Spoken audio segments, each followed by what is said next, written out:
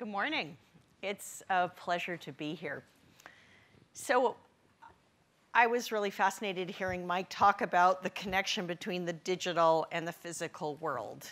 As an artist, I am seeking engagement with the physical world to push that farther. I want more than to look at a screen, whether the screen is in front of my eyes, wrapped around them, as Mike was talking, Alan Kay was talking about this morning, or whether it's on a tablet. That's incredibly useful. But I am looking for rapturous shared experience in the world of cities where we can have a communal experience, immersive experience.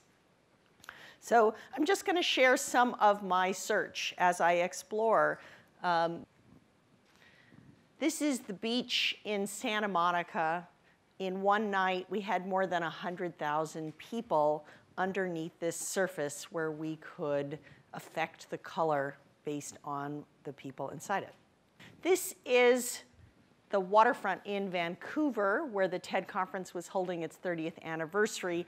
And for them, I worked with Autodesk to create this software to shape a communal space in cities using the infrastructure that is already there, and to make a way that people could interact with the physical world digitally, but still be in a physical space next to real living people that you can talk to.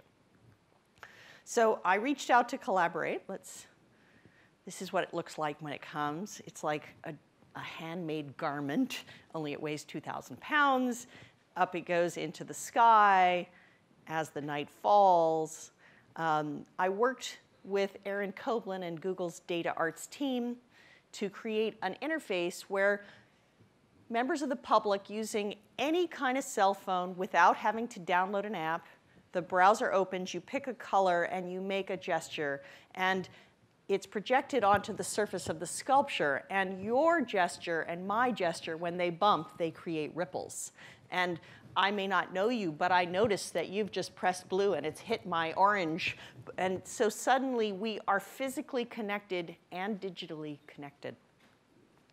This is downtown Seattle, the Bill and Melinda Gates Foundation. They asked me to connect their city and their people with their mission. And all right, we got to get this thing advancing. Little low-tech technology. I created a form based on the color of the sky in 24 hours. I'm having a little trouble with advancing. Let's see. There we go. And as the sun is rising in each of their cities around the world where the Gates Foundation has their offices, the color of sunrise I am projecting onto this, onto this sculpture in real time. So I'm being connected, if I'm in downtown Seattle, with the work that's beginning in Beijing or in different parts of the world, in Africa and in Europe. How can I bring knowledge of the physical world, data sets being collected by scientists, and shape that physical structure within which I am working? And that is the translation of a data set about the interrelationship of a tsunami across the ocean. That piece has become so light and easy to transport that this is downtown Denver for the Biennial of the Americas, and it's begun to travel. This is Amsterdam, over the river, downtown Sydney, Singapore, Prague this fall, Montreal this summer.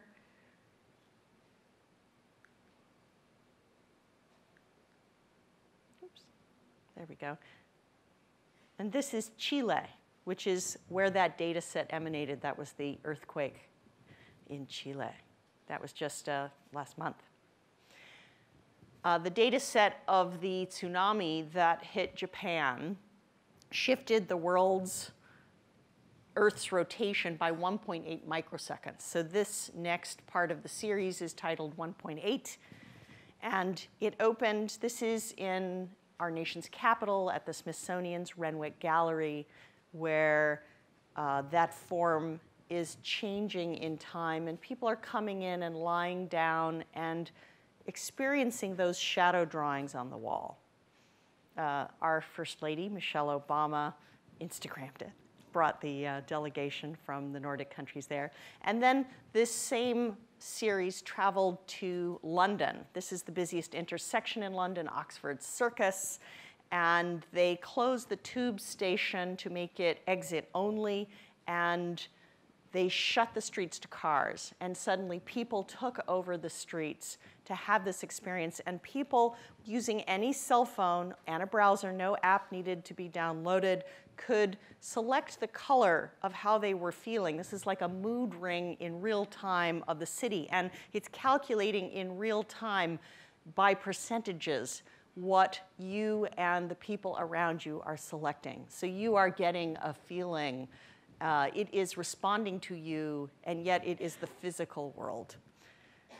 This is what happened. People were just, it was the coldest week of the entire year in London. In their parkas, they were bundled up but lying on the ground. And I close by noting that all of this work is a team sport. Thank you.